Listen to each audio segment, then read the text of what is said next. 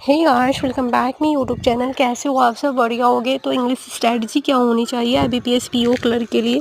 सुनने को आ रहा है कि आरआरबी एग्ज़ाम डिले हो सकती है, बट हमें इन चक्करों में नहीं पड़ना है।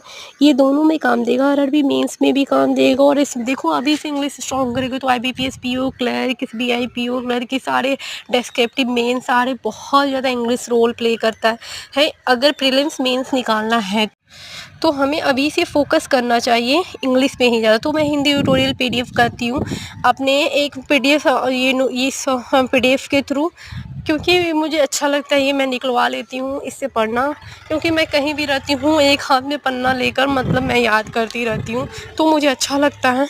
तो आप इसे प्लीज़ इग्नोर कीजिएगा साउंड को।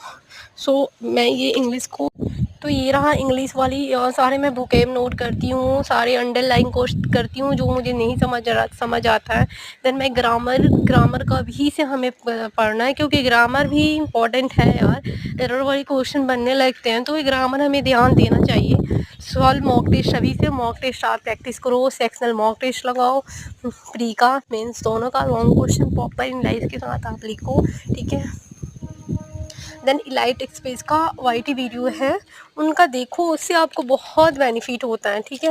And 120 rules Nimisha Bansal ma'am का सॉल्व क्वेश्चन करो, मेन सेक्शनल टेस्ट लगाओ प्रॉपर एनालाइज के साथ। एरर वाले क्वेश्चन सॉल्व करो, जितना करना है करो, 5 क्वेश्चन रहते हैं एग्जामिनेशन में, और पैराजम्बल करो, ठीक है। और इंग्लिश में क्या क्या पूछता है, सबसे पहले तो मुझे एज ए बैंकिंग एक्सपेंट ये जानना जरूरी था कि इंग्लिश का सिलेबस क्या है, इंग्लिश में पूछता क्या है, ठीक है। तो 8 से 7 to 8 मार्क्स का रहता है। सिनोनिम्स एक दे दिया रहता है, उसमें एक एंटोनिम्स या सिनोनिम्स कुछ भी दे दे। तो वोकैब हमें जरूरी है, हिंदू एडिटोरियल से कवर हो जाता है। क्लोज टेस्ट आपका हिंदू एडिटोरियल से कवर हो जाता है। अगर वोकैब स्ट्रॉन्ग होगा तो क्लोज टेस्ट इजीली बनने लगेंगे। अगर ग्रामर कॉन्सेप्ट अच्छा होगा तो एरर वाले क्वेश्चन बनने लगेंगे। पैरासिंबल हिंदू एडिटोरियल, अगर आपको सेंटेंस समझ में आने लगता है कि हाँ ये सब मतलब क्या है, तो सेंटेंस ये अरेंजमेंट बनने लगते हैं, ठीक है। मिस स्पेल्ड भी आपको हिंदू एडिटोरियल से समझ में आता है, ठीक है। व्हाट्सएप आपका वर्ड इधर उधर दिया रहता है, आपको वर्ड रीअरेंज करना रहता है। जैसे पैरासिंबल होते हैं तो पैरासिंबल में सेंटेंस रीअरेंज करना रहता है, व्हाट्सएप में वर्ड रीअरेंज करना रहता है। एंड वर्ड यूजेज में एक वर्ड दे दिया रहता है, एक वर्ड का मीनिंग 3 सेंटेंस में दे दिया रहता है कि वर्ड इसका प्रॉपर सेंटेंस कौन सा सही रहेगा, ठीक है। और फिलर्स वाले क्वेश्चन आप देख सकते हो, फिलर्स वाले होते हैं।